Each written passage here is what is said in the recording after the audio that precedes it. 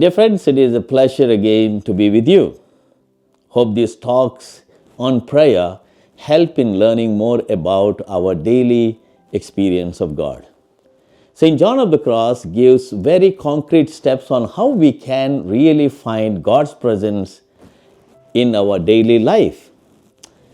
I'm recording now episode 49 of the series of When I Cannot Pray. We elaborately reflected on the active purification of the will. We have spoken a lot about this faculty.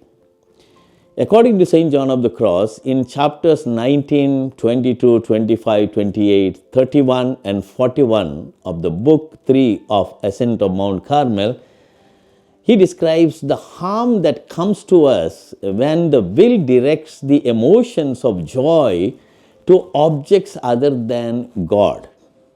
He establishes 6 categories of objects or goods that actually take away our will, our entire person from God, because we take pleasure or we rejoice in the things that are here on earth. First, temporal. For example, wealth, status, position, and family. Natural are endowment of both body and spirit, such as physical grace and beauty, intelligence, discretion. And when someone takes pride in all these things, there are also sensory goods, all objects pertaining to the exterior and interior sense faculties. For example, the 5 external senses and imagination and fantasy. There are also moral goods like virtue, works of mercy, observance of God's law, and good manners. People can take pride even in those things that can make us alien to God. Supernatural, extraordinary gifts of God exceeding one's natural faculties and powers, such as the charismatic gifts described by St. Paul in 1 Corinthians chapter 12, verses 4 to 11. And then we have the spiritual goods, those which help persons to grow in their relationship with God, such as religious statues, paintings, places of prayer, ceremonies, devotions, sermons, etc. John also carefully explains what he means by rejoicing in these objects. He defines the emotion of joy as a satisfaction of the will with esteem for an object in considering fit. Ascent of Mount Carmel, Book 3, Chapter 17, Paragraph 1. In order to prepare ourselves for prayer, we need to concentrate on active joy and direct it to God alone. When we actively involve ourselves in selfish rejoicing, the capacity of the will to respond to God is weakened. The active joy occurs when we understand distinctly and clearly the object of its joy, and that means that one has power either to rejoice or not. This is the joy derived from distinct and clear objects insofar as it is active and voluntary. That must be turned to God. In our ordinary life, we notice that when we speak to a dear person, any other joy can weaken the intensity of that relationship. Therefore, we must, amid all these goods, direct our joy to God. The principle is this: the will should rejoice only in what is for the honor and glory of God, and the greatest honor we can give Him is to serve Him according to evangelical perfection. Anything not included in such service is without value to human beings. That is from Ascent of Mount Carmel, Book 3, Chapter 17, Paragraph 2. Joy in temporal goods. Now let us find out all these details. The damage to authentic prayer experience occurs only when actively, knowingly, and willingly centering our joy in temporal objects rather than in God. It is true that every true joy has its source in God and comes from God. But joy for the sake of joy, ignoring the source of joy, can be detrimental to real disposition for prayer. St. John of the Cross writes, open quote, many today in various ways belong to this category of seeking joy in temporal objects. Out there in the world, their reason darkened through covetousness in spiritual matters. They serve money and not God, and they are motivated by money rather than by God, and they give first consideration to the temporal price and not to the divine value and reward. In countless ways, they make money their principal God and goal and give it precedence over God, their ultimate end. Likewise, included in this category are all those miserable souls who value earthly goods as their God and are so enamored by them that they do not hesitate to sacrifice their lives when they observe that this God of theirs undergoes some temporal loss. They despair and commit suicide for wretched reasons and demonstrate with their own hands the miserable reward that comes from such a God. Since there is nothing to hope for from him, they despair. And anyone whom he does not pursue right up to death, the ultimate injury, dies from living in the affliction of anxieties and many other miseries. Close quote. Ascent of Mount Carmel, Book 3, Chapter 9, paragraph 9 to 10. When we start placing our security in temporal things, dear friends, gradually the focus of our will shifts and God becomes secondary. In spite of our deep desire for God in prayer, if priority is given to temporal things, this desire remains a desire in wish. In our will, we give precedence to temporal things. These temporal things may be innumerable, like money, friends, alcohol, possession of material things, craving for people, craving for affection, approval, appreciation, recognition, status, etc.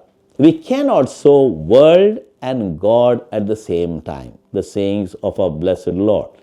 Either of the one will get priority. When priority is given to the world and its pleasures, normally our attention to God in prayer dims and weakens day after day.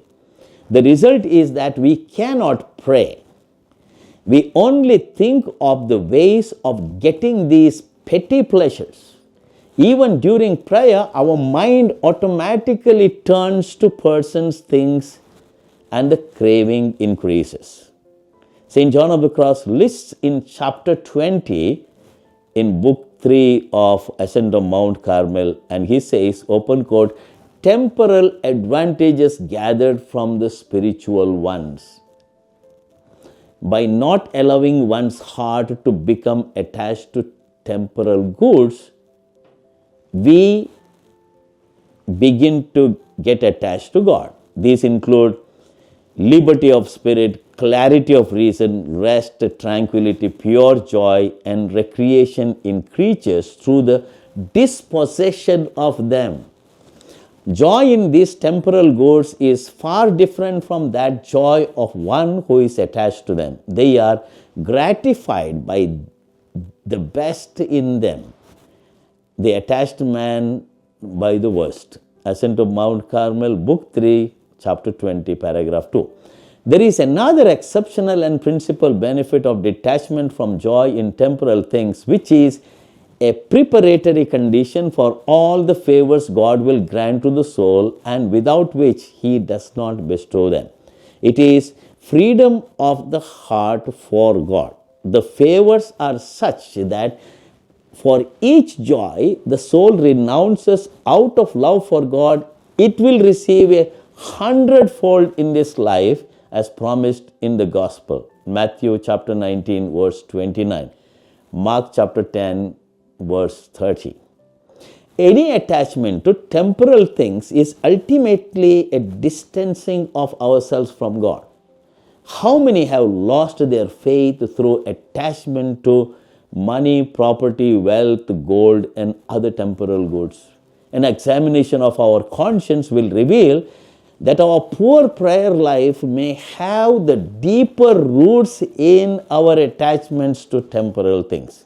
Any craving for temporal objects and clamoring for approval and appreciation is a shutting our door to God. Now let us consider joy in natural goods. Natural goods are those that come to us from God in birth, such as beauty, elegance, strength, eloquence, etc. When these are used only for personal pleasure and satisfaction, they too can be detrimental to prayer life. Consequently, there is the incitement, says St. John of the Cross, of the senses to complacency, sensual delight, and lust. Close quote. Ascent of Mount Carmel, Book 3, Chapter 22, Paragraph 2. This is a particular joy that results from perhaps first of all through the gift of a beautiful body or through rich emotional and sentimental life.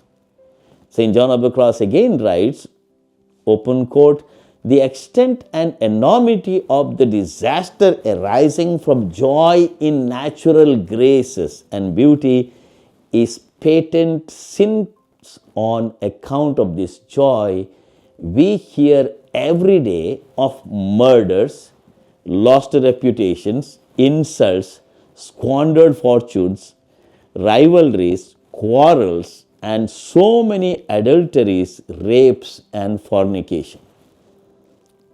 End quote. Ascent of Mount Carmel, Book 3, Chapter 22, Paragraph 3.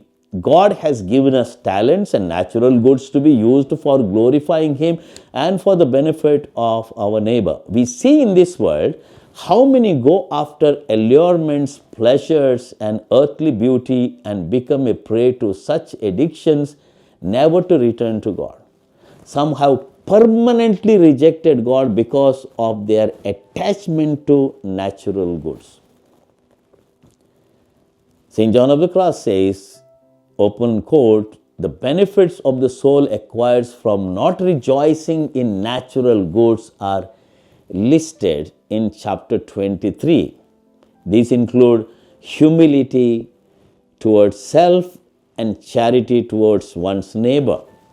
Self-denial, Ascent of Mount Carmel, Book 3, Chapter 23, Paragraph 2. Deep tranquility of the soul, Ascent of Mount Carmel, Book 3, Chapter 23, Paragraph 3. Freedom from countless vanities and liberty of spirit by which the soul easily conquers temptations, passes through trials, and grows prosperously in virtue.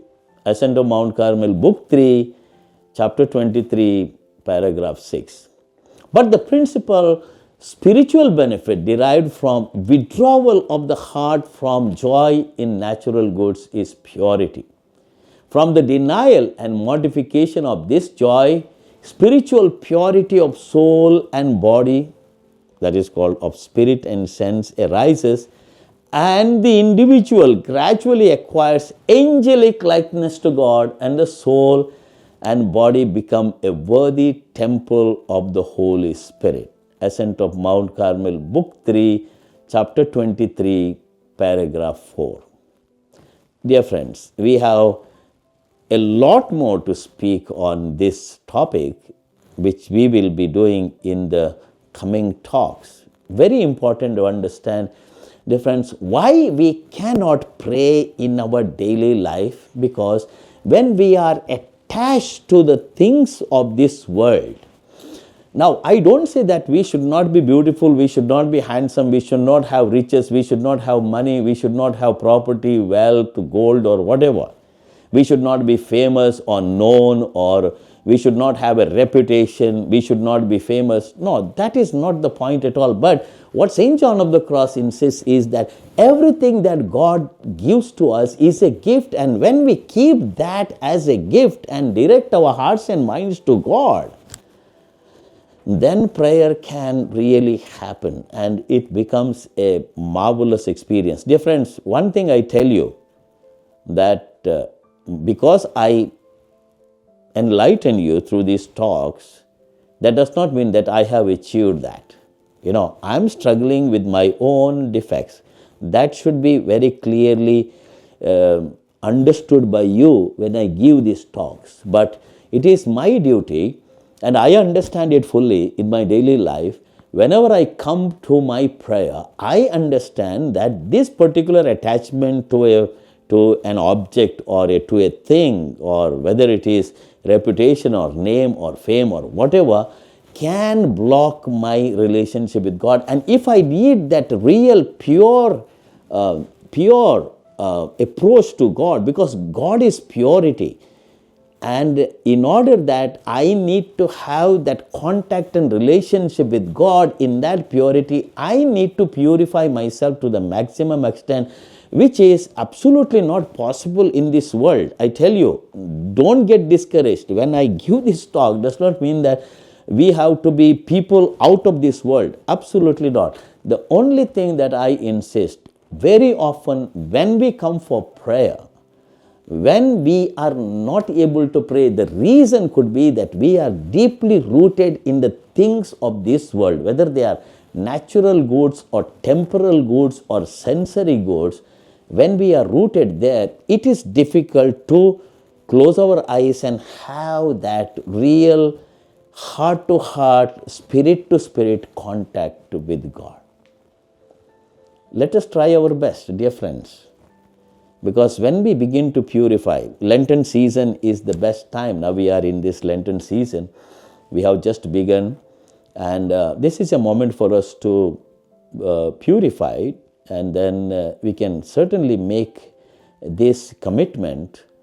And when we really understand God's goodness and God's intense love towards us, we begin to gradually distance ourselves from the things of this world, and our relationship becomes very powerful and strong, lasting, enriching, and really bringing us that inner joy and contentment.